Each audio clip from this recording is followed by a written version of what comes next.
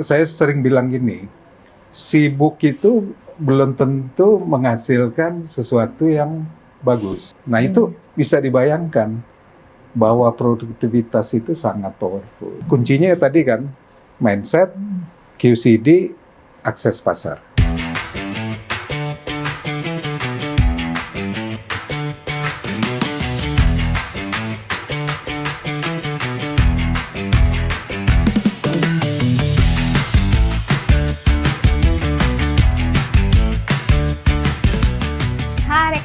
Dan sahabat Avanti, balik lagi di sini di episode 5 di podcast Prodigi, produktif, inovatif, dan giat. Dan seperti biasanya di podcast kita kali ini, kita pasti lagi-lagi kedatangan tokoh yang sangat inspiratif yang selalu menembus batas-batas produktivitas di bidangnya. Nah, kali ini saya Cynthia Krisanti beserta saya Safitri Siswono menjadi host di episode kelima. Nah, kali ini kita kedatangan siapa sih, Kak? Di kesempatan kali ini? Narsum kita hari ini adalah Pak Rahmat Samulo. Beliau ini adalah CEO dari Yayasan Astra. Tapi beliau ini sebenarnya karirnya panjang sekali di bidang otomotif. Saya juga baru tahu ternyata sejak fresh grade dari Teknik Industri ITB, beliau ini berkarya di Astra. Astra terus, pernah di Toyota Astra, pernah di Isuzu, ya pernah di Auto 2000. Nah, setelah itu selama perjalanannya itu di Astra terus. Nah, sekarang beliau ini adalah CEO dari Yayasan Astra dan juga Wakil Ketua Umum Kadin. Bidang peningkatan kapasitas dan pemodalan ekspor. Betul. Selamat datang. Terima kasih. Udah diundang nih. Ya, justru kita senang sekali ya, Kak ya. Karena kali ini kita bakal belajar banyak banget dari perjalanan karirnya Pak Sam nih. Mulai dari pada zamannya di Astra hingga saat ini di Yayasan dan juga Kadin ya, gitu. Nah, kita pengen tanya dulu nih Pak Sam. Ini kan karirnya udah panjang nih ya, panjang ini kan biasanya di otomotif, kemudian mungkin wisdomnya selama ini bisa dipakai untuk di Yayasan, untuk lebih mengembangkan bangsa lah gitu. Nah, ini gimana sih caranya? Punya karir yang panjang itu gimana kita selalu tetap semangat, gimana kita bisa terus keep up gitu ya. Apa aja yang biasa dilakukan oleh Pak Sam? Oke. Jadi pertama terima kasih nih teman-teman gitu ya. Saya diundang dan bisa, ya kalau mudah-mudahan sharingnya ini bisa bermanfaat lah gitu ya. Jadi selama saya 34 tahun di Astra, tapi udah pindah-pindah berbagai perusahaan gitu ya. Nah, intinya kenapa saya tetap bisa eksis gitu ya di grup Astra, bahwa kalau saya masuk di satu tempat, saya ingin membuat tempat yang baru ini lebih baik lagi gitu ya. Intinya cuma itu. Jadi saya selalu, kan sering pindah-pindah gitu ya.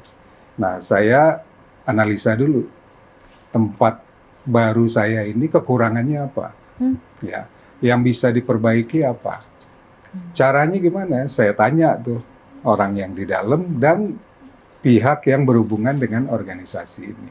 Udah saya punya modal, dari situ saya olah. Oh ini yang paling penting kita perbaiki. Udah rangkul timnya, perbaiki. Biasanya 1-2 tahun ada hasil ya yang dirasakan. Intinya sih itu. Kalau karir sih saya nggak pernah berharap, oh saya ingin jadi direktur, ingin nggak pernah ikutin aliran air aja, gitu. Kira-kira itu sih modal utama. Mindsetnya harus selalu jadi problem solving di tempat baru ataupun lama ya Pak ya konsepnya. Tapi pasti Pak kalau di perjalanan karir Bapak kan permasalahan pasti banyak ya. Nah itu gimana sih caranya Pak supaya bisa memilih mungkin permasalahan yang tepat untuk di-solve pertama kali gitu dan tetap fokus. Jadi waktu kita masuk ke organisasi yang baru, kita dengerin orang yang ada di dalam, kemudian kita cari stakeholder-nya siapa aja dari organisasi ini. Kita datengin satu-satu, saya datengin satu-satu. Saya dengar selama ini yang udah bagus apa terhadap organisasi ini, yang perlu diperbaiki apa gitu, harapan mereka apa. Jadi stakeholder ini akan ngomong gitu ya. Oh kekuatannya di sini, oh yang ini masih lemah, kita berharap gini. Udah, saya keliling lagi tuh. Pokoknya yang ada hubungannya dengan organisasi.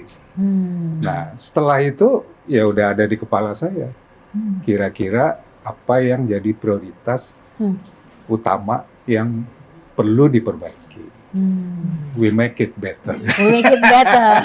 Betul. Salam Avanti. Salam Pak Fanti. Nah, sebenarnya produktivitas sendiri itu kenapa itu penting? Apa sih kalau terutama di Astra ya, gimana mengukur? Ini kan Astra ini kan Jepang banget lah gitu ya. Betul. Ini istilah-istilah Kanban, Kaizen segala macam kan ada di situ. Gimana sih di Astra itu mengukur produktivitas sih? Ya. Sebenarnya produktivitas itu yang paling gampang diukur kan kalau di pabrik kan. Gitu Iya ya. betul. Ya. Nah, saya memang pernah di lingkungan pabrik gitu ya. Itu menginspirasi juga bagaimana orang-orang kita yang bukan di pabrik ini bisa produktivitasnya lebih tinggi gitu ya. Nah, tentunya cara kerja sebenarnya. Kuncinya cara kerja ya. Cara kerja, saya sering bilang gini, sibuk itu belum tentu menghasilkan sesuatu yang bagus gitu ya. Kadang-kadang cuma sibuk sana sini hasilnya nggak. Outputnya belum ya Pak? Tapi cara kerja yang benar itu akan menghasilkan produktivitas tinggi dimanapun, baik di pabrik maupun saya kan banyak di after sales, di sales, marketing gitu ya. Nah, jadi semuanya berlaku umum menurut saya. Jadi cara kerja adalah kunci utamanya untuk meningkatkan produktivitas gitu. Cara kerja ya, proses kerja itu. Dan itu harus direview secara rutin gitu ya. Contoh waktu itu, ini pengalaman real ya. Waktu saya di bagian sales, saya pernah menganalisa seorang salesman itu ngabisin waktu untuk sehari-hari dia ngapain aja sih gitu ya. Setelah kita analisa ya kayak diajarin sama TI kan diukur gitu ya. Ternyata di dalam seminggu, katakanlah 1 minggu itu 40 jam misal gitu ya. Itu ternyata 60% dia sibuk dengan kerjaan administratif. Nyari barang, approval SPK, approval DO, ngurusin leasing segala macam gitu. Semuanya ada administratif. Padahal salesman itu tugasnya nyari prospek. Ada yang salah saya bilang. Berarti ada yang salah nih, makanya produktivitasnya cuman sekian. Gitu. Setelah itu kita analisa proses kerja administratif yang makan waktu tadi 60%. Akhirnya bisa kita potong dengan merubah proses kerja. Akhirnya ya nggak bisa dinolin sih, tapi susut jadi 30%. Nah dengan 30% ini berarti nambah dong 30% waktunya untuk nyari prospek. Logikanya productivity-nya akan naik 30%. Gampangnya gitu. Nah ini mungkin contoh yang real yang bukan diproduksi gitu ya. Jadi saya bilang produktivitas ini tidak hanya berlaku di produksi, walaupun di produksi jauh lebih gampang diukur karena waktunya kan terikot semua kan. Waktu, gitu ya. jumlah semua terikot ya. Gitu. Jadi basically semuanya dilihat dulu dari outputnya, bagaimana, apakah sudah cukup baik atau belum. Jika belum mungkin dilihat ke belakang ya Pak ya, produktivitas prosesnya seperti apa. Prosesnya gitu. udah efektif atau belum, apa yang bisa disederhanakan, apa yang bisa dibantu sama alat-alat yang lain. Apalagi sekarang kan digital udah ini ya. Jadi contoh administratif itu kan bisa diturunin lebih kecil sehingga dia fokus cari prospek. Oke. Itu contoh di sales ya. Ini Itu di sales ya. Ini enak banget di sales. Jadi Pak Sam nih orang TI banget nih. Iya. Jadi, semuanya mindsetnya- produktivitas. Betul. Ya. Ini produktivitas nih katanya bisa ditingkatkan melalui 3 cara.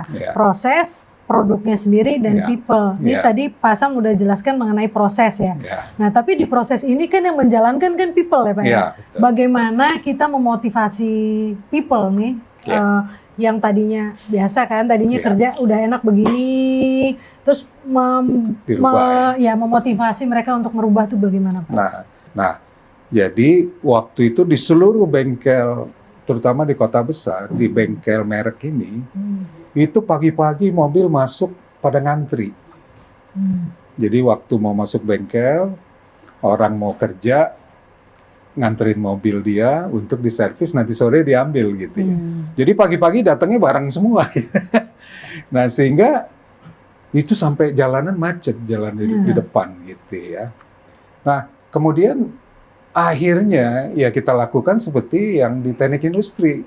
Kita urut tuh, ini ngapain aja sih mobil mulai dari datang sampai diambil oleh pemiliknya sore gitu.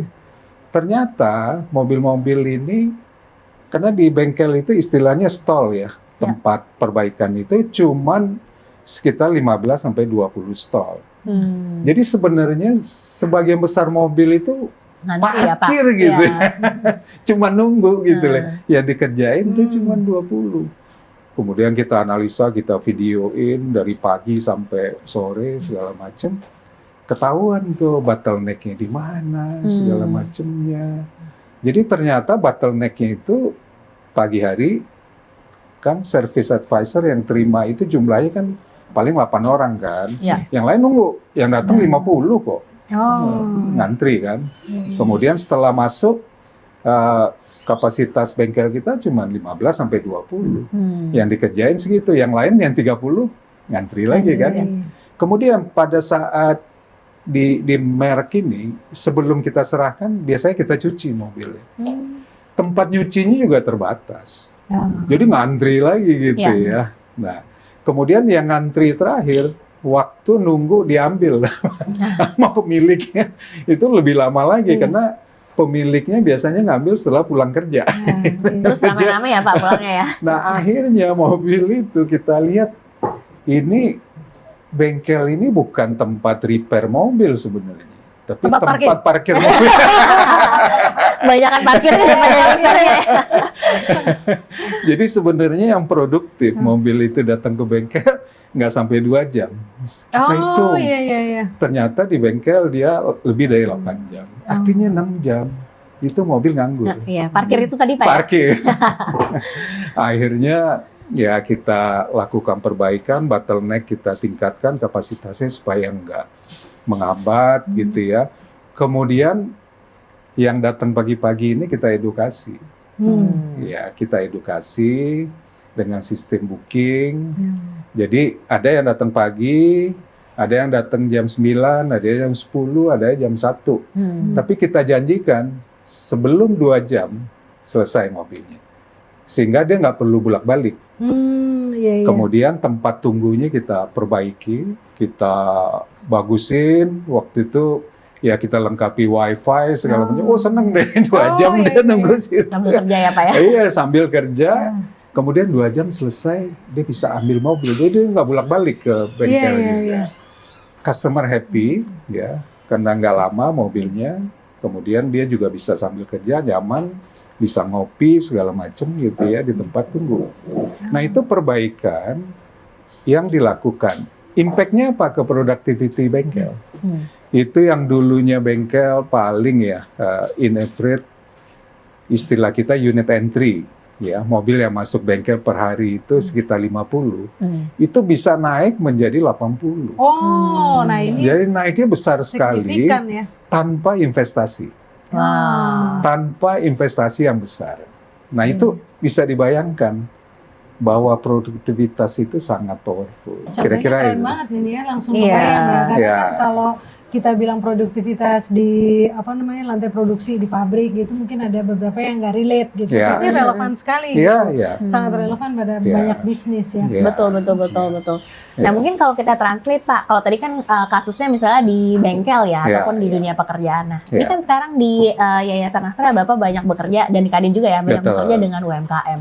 Nah itu gimana tuh Pak mentranslate konteks produktivitas itu? Apakah relevan buat UMKM ataukah UMKM nanti dulu deh tunggu udah besar ya? Atau gimana tuh Pak? Enggak, kita harus lihat productivity ini secara lebih luas sih. Kalau kita terpaku dengan produktivitas yang sempit, ya akhirnya hanya seperti tadi di pabrik aja gitu ya. Atau di bidang-bidang yang terukur gitu ya. Nah kalau di UMKM, kita ingin supaya produknya ini bisa masuk ke rantai pasok industri besar. Jadi kuncinya itu. Ya. Jadi karena UMKM ini pasti tingkat kesulitan mereka dua sih. Yang pertama, bagaimana meningkatkan QCD-nya, quality cost delivery-nya. Kedua, akses pasar. Karena di perusahaan kecil ketemu industri besar ya dilepehin lah, nggak didengar gitu. Nah, jadi kita membina ya, tugasnya meningkatkan QCD dan mempertemukan dia dengan industri besar sebagai rantai pasoknya. Dan itu yang tingkat kesulitan tinggi bagi UMKM. Nah, kalau kita udah pertemukan nih dengan industri besar, kita bina supaya dia lebih efisien segala macam, dan standarnya udah masuk ke industri besar, otomatis mereka akan belajar dengan sendirinya. Dengan industri besar ini bagaimana produktivitas dan lain sebagainya meningkat. Tantangan utamanya itu apa, Pak? Apakah mindset atau modal atau cara kerja? Ya. Tantangan utama adalah mentality, mindset. Jadi kalau di Yayasan Astra, YDBA ini kita membina UMKM nggak langsung ke teknikal. Justru yang kita benahi dulu adalah mindset dan mentality. Nah, di kita ada 4 faktor mentality yang harus dipunyai oleh UMKM binaan kita.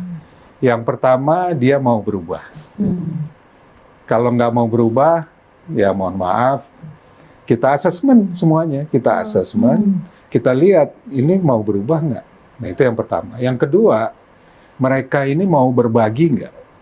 Kenapa mau berbagi? Karena kita nggak bisa mengembangkan UMKM satu-satu kan, susah kan gitu ya. Kita kembangkan satu, ini saling menularkan. Yang berhasil harus bantu yang lain. Nah, makanya mau berbagi. Kedua, dia komit nggak dengan QCD tadi? Karena kita akan perkenalkan dengan rantai pasok industri besar gitu ya. Komit nggak dia? Kalau nggak kan malu-maluin juga kan. Kemudian terakhir konsisten nggak? Karena bisa aja komit di awal, seterusnya naik turun gitu ya QCD-nya. Nah, jadi di awal sebelum kita bina, kita asesmen dulu UMKM ini sehingga kita tahu kira-kira mereka punya nggak mentality ini, basicnya ya. Kalau punya kita bina. Makanya sebagian besar berhasil.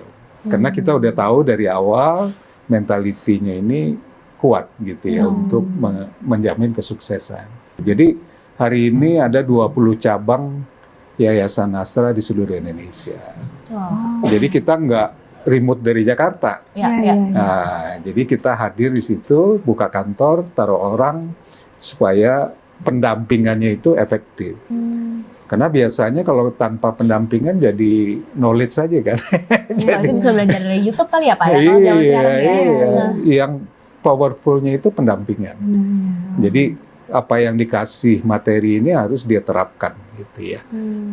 Kita kawal. Gitu UMKM banyak sektor apa Pak sekarang? Kita ada 4 sektor sejauh ini. Pertama manufaktur. Nah, manufaktur kita linkkan dengan industri di Astra, rantai pasok. Kedua, bengkel umum, roda 4. Karena roda 4 kan Astra terkenal dengan otomotifnya. Biasanya kalau mobil baru sampai warrantinya habis, biasa dia masuk ke bengkel resmi kan. Gitu. Tapi setelah itu nanti kita tangkap di bengkel binaan kita. Supaya mobil-mobil Astra ini tetap terjamin gitu ya kualitasnya. Yang ketiga, kuliner dan kerajinan gitu ya. Dan yang terakhir, pertanian yang memberi nilai tambah. Jadi bukan pertanian yang umum gitu ya. Contohnya dulunya mungkin anorganik jadi organik gitu ya. Jadi yang ada nilai tambahnya. Ya. Pendampingan apakah teknis-teknis ya tadi ya, mental teknis-teknis atau sampai ke membantu untuk mereka ekspor dan lain sebagainya? Ya. Kalau pemasaran pasti, akses pasar pasti kita dampingi. Technical pasti, mentality pasti. Kemudian QCD pasti ya tadi ya. QCD, packaging segala macam itu pasti kita dampingi. Dan kita istilahnya itu total solution. Jadi nggak hanya bidang-bidang tertentu. Kadang-kadang ya kalau ada tuh contoh UMKM kuliner kita, karena kita udah perkenalkan dengan industri besar, dia kan harus supply rutin ya, tiap hari, tiap minggu. Tapi ya namanya rumahan gitu, anaknya sakit, ada problem, supply-nya terganggu. Nah sehingga kita bantuin supaya anaknya kita urus, gitu ya. Kita urus supaya dia bisa berproduksi. Gitu. Kalau enggak, Pak ya, sampai iya, kalau enggak kan terganggu. Betul. Perusahaan besar nggak bisa loh. Berarti betul-betul total solution. Betul. Ya. Tadi kita udah ngomongin tentang total solution ya Pak ya. Yeah. Saking totalnya sebenarnya kalau aku sih penasaran banget nih kalau dari contoh sukses nih UMKM yang sudah dibantu secara total tersebut seperti apa sih, mungkin produknya sebelumnya seperti apa, kemudian suksesnya tuh setelah produktivitasnya meningkat dari sisi QCD itu seperti apa sih Pak akhirnya? Kita kan kalau di Astra itu terkenalnya kan banyak industri-industri kita, terutama otomotif dan alat berat lah gitu ya. Nah jadi kita punya kekuatan untuk membina industri kecil ini jadi industri besar dan diharapkan jadi pemasok kepada industri besarnya Astra ini. Nah itu menurut saya yang jadi kunci untuk manufaktur ya. Nah, rata-rata biasanya yang manufaktur binaan kita ini biasanya benar-benar industri rumahan kayak bengkel. Biasanya di garasi aja dia. Yang kerja itu juga, paling dibantu 1-2 orang gitu ya. Nah sehingga waktu itu kita bina ya sebanyak ya cukup banyak lah awal-awalnya. Kemudian kita kenalkan dengan industri besar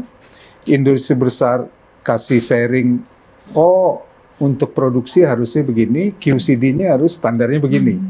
Padahal kan industri kecil ini kan masih di sini kan QCD-nya. Nah, jadi kita ya industri besar bersama Yayasan Astra ini coba meningkatkan QCD-nya dulu dengan contoh-contoh spare part yang dikasih oleh industri besar.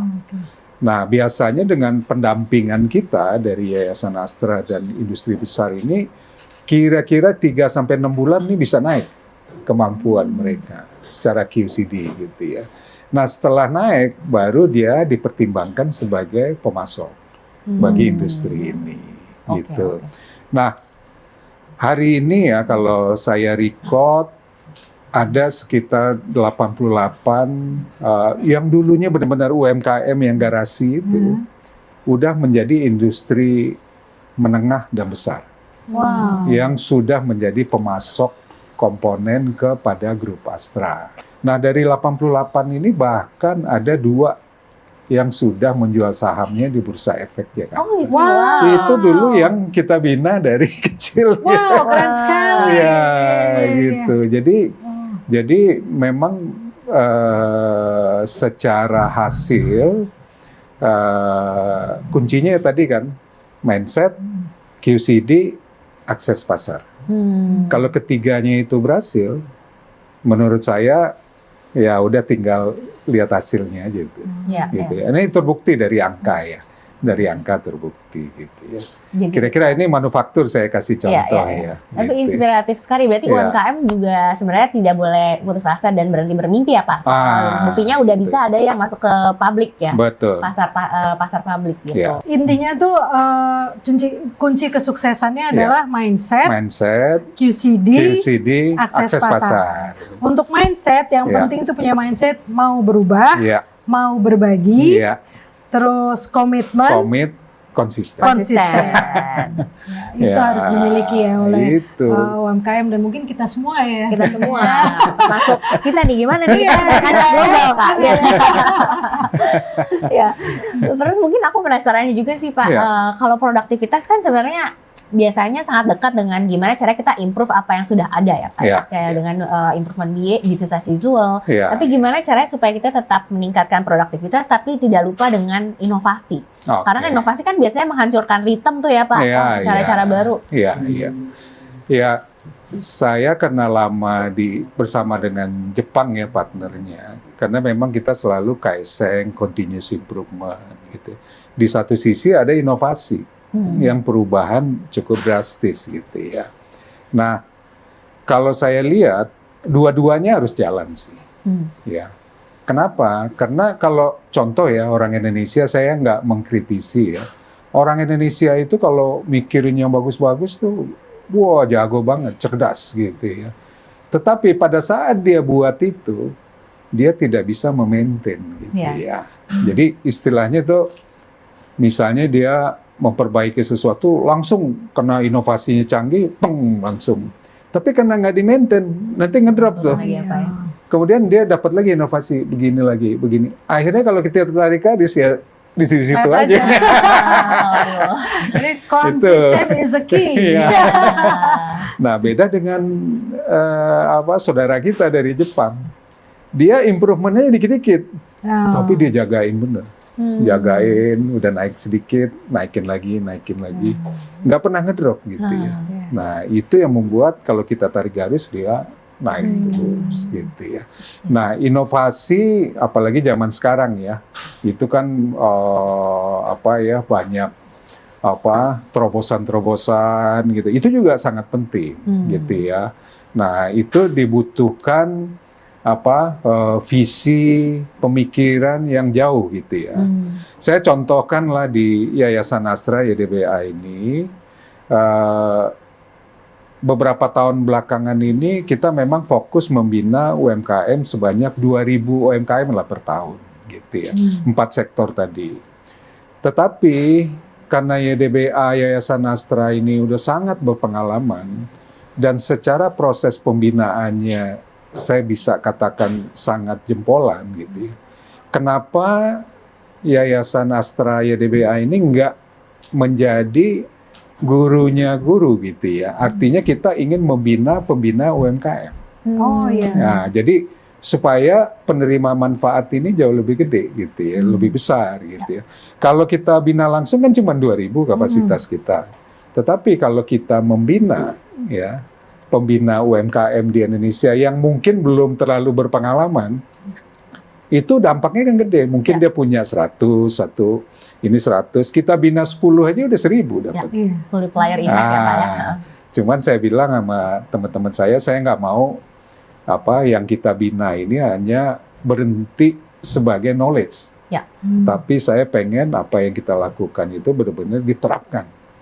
Jadi pembinaan kita ke pembina ini harus ada proses PDCA-nya. Harus ada monitoring. Gitu. Kalau enggak tinggal jadi pengetahuan aja gitu ya. Percuma di Indonesia kan banyak ya orang pinter tapi nggak bisa mengeksekusi. Gitu. Betul. Justru nggak usah pinter-pinter lah gitu ya, tapi eksekusinya jalan. Gitu. Kira-kira itulah. Tapi untuk rekan Aker dan sahabat PDCA apa? Ya, PDCA itu apa ya? Tebak-tebakan. PDCA. Apa kayaknya? Plan, do, check, action. Itu dia. Itu circle. Iya, Jadi circle. kita cuma satu kali aja tapi kayak berputar. Muter gitu. terus dia. Jadi untuk teman-teman kita produktivitas itu penting banget ya. Untuk meningkatkan produktivitas itu penting banget dan harus selalu dilakukan. Yang penting itu continuous improvement lah ya. Betul. Improvement kecil-kecil tapi konsisten terus. Untuk menjadi bisnis ataupun orang yang sukses kita perlu mindset, terus QCD dan akses pasar. Nah, untuk mindset yang perlu dijaga itu adalah kemauan untuk berubah, kemauan untuk berbagi, komitmen dan juga konsisten. Nah, penting banget ini konsisten karena orang banyak yang lag di situ. Ya. Sebelum kita akhiri nih Pak, kita main this or that ya. Jadi ini atau itu. Ini harus dijawab dalam snap gitu. Karena terlalu dipikir. Oh gitu. Waduh, susah nih. Siapa? Nah, Cynthia mau duluan apa aku duluan? Mana nih ya? Kita pilih dulu nih Pak, biar seru. Oke. Oh ya, aku dulu deh. Oke. Growth atau profit? Growth. Kenapa? Ya, karena growth itu udah ujungnya profit. Oke. Oke, aku kali ya. Ya. Membina UMKM atau membuat bisnis sendiri? Membina UMKM. Kenapa tuh Pak? Karena dampaknya lebih banyak kepada orang banyak. Kalau bikin bisnis sendiri, ya mungkin buat diri sendiri aja. Terima kasih Pak Sam udah Terima ngobrolnya hari kasih. ini. Banyak banget Ya. insight dan pelajaran yang kita dapat Ya. hari ini, terutama mengenai produktivitas. Oke. Terima kasih untuk rekan-rekan dan juga sahabat Avanti sudah menonton podcast kami ini. Jangan lupa subscribe, like, komen, dan juga share dari YouTube dan Instagramnya Kemnaker dan juga IATI ITB atau Avanti ITB. Terima kasih semuanya. Salam Avanti. Yeah. Salam Avanti, sampai Iya. jumpa lagi rekan-rekan sahabat Terima Avanti. kasih.